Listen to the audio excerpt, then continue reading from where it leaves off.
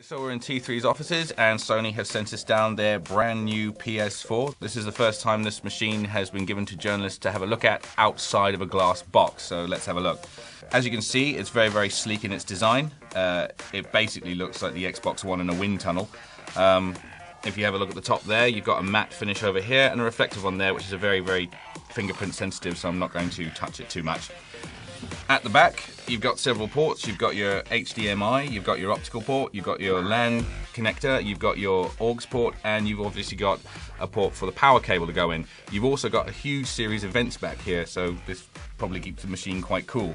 At the front, you've got your USB ports, which are for the recharging of the controller, and your slot for your PS4 games. The controller itself is actually rather different to its predecessor if we put them both together like that. Looking at the side by side, the PS4 controller is a little more chunkier than its predecessor, but its joysticks are a lot smaller and they fit more flush against your thumbs. The face buttons and the D-pad are pretty much the same, except they're more flush against the controller on the PS4. The triggers are also a lot smaller, as are the shoulder buttons.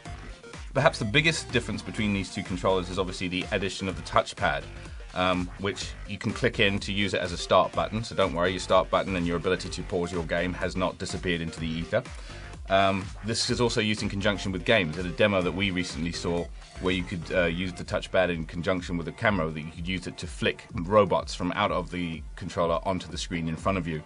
The controller also has rumble filters inside it, which give you the impression that weight can be displaced inside it. In the same demo where we were flicking robots onto a screen, we could also pull the robots into the controller, and then when you rolled the controller from side to side, the rumble filters displaced the weight, so it actually felt like robots were rolling around inside your controller, which was pretty cool. You got your PS button, which is where you would expect it to be, but you also have a speaker just above that.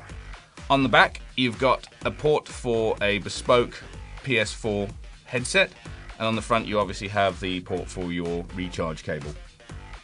The other big addition to this controller is your share button, which allows you to instantaneously share your gaming god moments with all your friends on the PSN. Okay, looking at the PS4 next to the PS3, it's interesting to see that the PS4 is actually smaller than its predecessor, and this is a PS3 Slim, by the way. This isn't the big chunky beast that went on sale all those years ago. If I hold the PS4 over the PS3, you can actually see that the PS3 sticks out on either side of the PS4. A lot of people like to store their PS3 on its side, like so. I'm not sure I would actually try that with the PS4. I mean, we have been sent a stand for it, so apparently you can stand it on its side. But the stand itself, as you can see, doesn't really increase the PS4's base very much. So I don't know about you, I'd probably store this as is underneath my television set.